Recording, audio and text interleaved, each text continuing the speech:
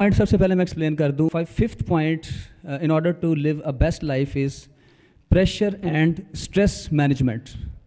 دباؤ اور مشکل حالات کو مینج کرنا. دوسرے لفظوں میں آپ دیکھیں کہ ایسا نہیں ہوتا کہ کسی بھی انسان کی زندگی کے اندر سب کچھ ٹھیک چلتا رہے. زندگی ہر لمحہ کروٹ لیتی ہے.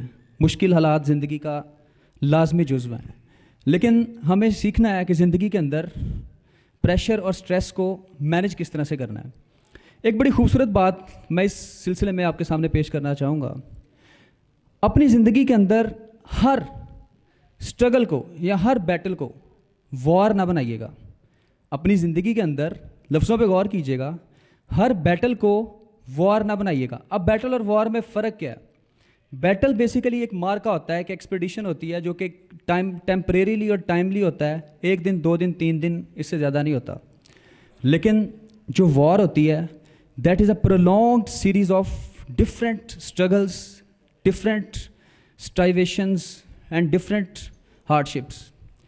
ہم میں سے بہت سے لوگ کرتے کیا ہیں, چھوٹی سے چھوٹی چیزوں کو زندگی کے اندر اپنی وار کا حصہ بنا لیتے ہیں.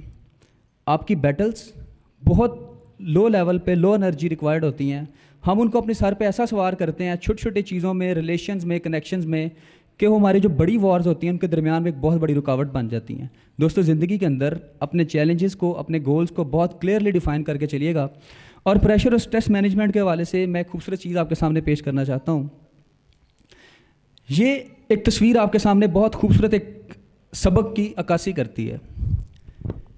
اگر آپ کی زندگی میں کمپیئر کرنا چاہوں, موازنہ کرنا چاہوں پانی کے ایک پائپ کے ساتھ. اب پانی کا ایک پائپ ہے اور اس کا پیچھے سے ٹیپ جو ہے, اس کا جو نل ہے, اس کو کھولا جاتا ہے, پانی آنا شروع ہو جاتا ہے. اب ہوتا کیا ہے, بعض دفعہ تقدیر, حالات ہمارے اس پائپ کے آگے انگوٹھا بن کے کھڑے ہو جاتے ہیں. اب آپ کے پاس 2 چوائسیز ہیں. وہ کون کون سی چوائسیز ہیں؟ آپ چاہیں تو دب کے اس پائپ کے اندر کھڑے ہو جائیں. آپ چاہیں تو اس پانی کے اندر اگر آپ کا پریشر کم ہے تو کیا ہوگا, جب کوئی انگوٹھا رکھے گا, جب مشکل حالات آئیں گے تو آپ آرام سے پیچھے ہو جائیں گے. لیکن جن لوگوں نے آگے بڑھنا ہوتا ہے وہ ایسا پریشر بناتے ہیں کہ پائپ کو پھاڑ کے نکل جاتے ہیں. تو آپ نے کیا کرنا ہے زندگی کے اندر, جب حالات ٹف ہوں, سرکمسٹانسز مشکل آئیں, تو پھاڑ کے نکل جا.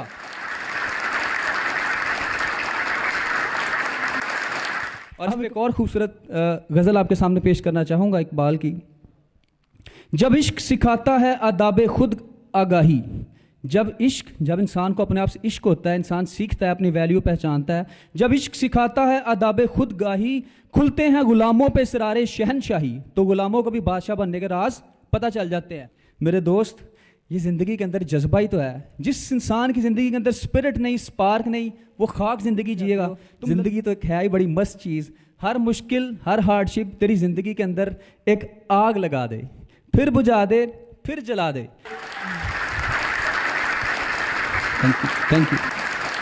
جب عشق سکھاتا ہے آداب خود آگاہی, کھلتے ہیں غلاموں پہ اسرار شہنشاہی. عطار ہو, رومی ہو, راضی ہو, غزالی ہو. عطار ہو, رومی ہو, راضی ہو, غزالی ہو. کچھ ہاتھ نہیں آتا بے آہو سحر گاہی. جب تک تیری صبح بیدار نہیں ہوگی تو سوتا رہے گا, کچھ ہاتھ نہیں آئے گا. بہت سے لوگ فجر کے وقت سوتے رہتے ہیں. میرا ماننا ہے کہ زندگی کے اندر اگر تم فجر کے وقت اپنی نیند کو شکست نہیں دے سکتے تو دنیا میں کسی چیز کو شکست نہیں دے سکتے. اکثر ایسا ہوتا ہے کہ تھکاوٹ کی وجہ سے, کسی وجہ سے صبح اٹھنے کو دل نہیں کرتا. لیکن علامہ اقبال کا ایک شعر یاد آتا ہے, چاہے رات کو جتنے بجے مرضی سوؤں, صبح پھر میری نیند اٹھ جاتی ہے, جاگ جاتا ہوں. تو وہ شعر بڑا خوبصورت آپ کے ساتھ شیئر کرنا چاہتا ہوں. جب آپ کا سونے کو دل کرے, اس شعر کو ذہن میں لائیے گا, آپ بستر کو پیچھے پھینک دیں گے. کس قدر گراں تجھ پہ شب کی بیداری ہے. اللہ تعالیٰ فرما رہے ہیں جواب شکوہ میں, کس قدر گراں بھاری تجھ پہ شب کی بیداری ہے. ہم سے کب پیار ہے تجھے, ہاں نیند تجھے پیاری ہے. تجھے نیند سے پیار ہے, اللہ سے پیار کر کے تو دیکھ. Thank you. جب عشق سکھاتا ہے آداب خود آگاہی, کھلتے ہیں غلاموں پہ اسرار شہنشاہی. عطار ہو, رومی ہو, راضی ہو, غزالی ہو. کچھ ہاتھ نہیں آتا بے آہو سحر گاہی. نومید نہ ہو ان سے رہبر فرزانہ, کم کوش تو ہیں لیکن بے ذوق نہیں راہی، اے طائر لا ہوتی اس رزق سے موت اچھی، جس رزق سے آتی ہو پرواز میں کوتاہی۔ ڈارا و سکندر سے وہ مرد فقیر اولا، ہو جس کی فقیری میں بوئے اسد الہی، آئین جواں مرد حق گوئی و بے باکی، اللہ کے شیروں کو آتی نہیں روباہی۔ تو دوستو زندگی کے اندر سٹریس اپنے اندر ڈالیں اور دنیا کو چیر کے نکل جائیں۔ کوئی تجھے روکنے کی کوشش کرے، دبانے کی کوشش کرے، تو پائپ پھاڑ دے، تو زندگی چلا دے، آگے نکال دے اور بڑھتا جا۔ اچھا، آپ لوگوں نے ڈائمنڈ دیکھا ہے؟ ڈائمنڈ کتنے لوگوں نے ڈائمنڈ دیکھا ہے اپنی زندگی میں؟ بہت سے لوگوں نے ڈائمنڈ دیکھا ہی نہیں ہے۔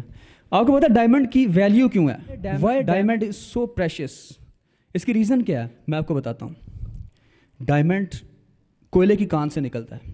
جہاں پہ کوئلہ ہے اس کا ایلوٹروپک ایک فارم ہے، ایک بحروپ ہے کاربن کا، جہاں پہ کاربن ہوتا ہے وہیں پہ ڈائمنڈ ہوتا ہے۔ اب پرابلم کیا ہے؟ کوئلہ ڈائمنڈ بنتا کس طرح سے ہے، یہ سبق اپنی زندگی میں یاد رکھیے گا۔ کوئلے کے اندر کچھ پارٹیکلز، کچھ سبسٹانسز ایسے ہوتے ہیں جو کہ ہیٹ ایبزارب کرتے رہتے ہیں اور ہیٹ ایبزارپشن کی وجہ سے وہ ہیرا بن جاتے ہیں۔ جب حالات سخت ہوں، مشکلات کڑی سے کڑی ہوں، ان کو پیو، اپنے اندر دباؤ، یقین کرو ایک دن تم ہیرا ضرور بنو گے۔ تھینک یو سو مچ، اپنا بہت سا خیال رکھیں۔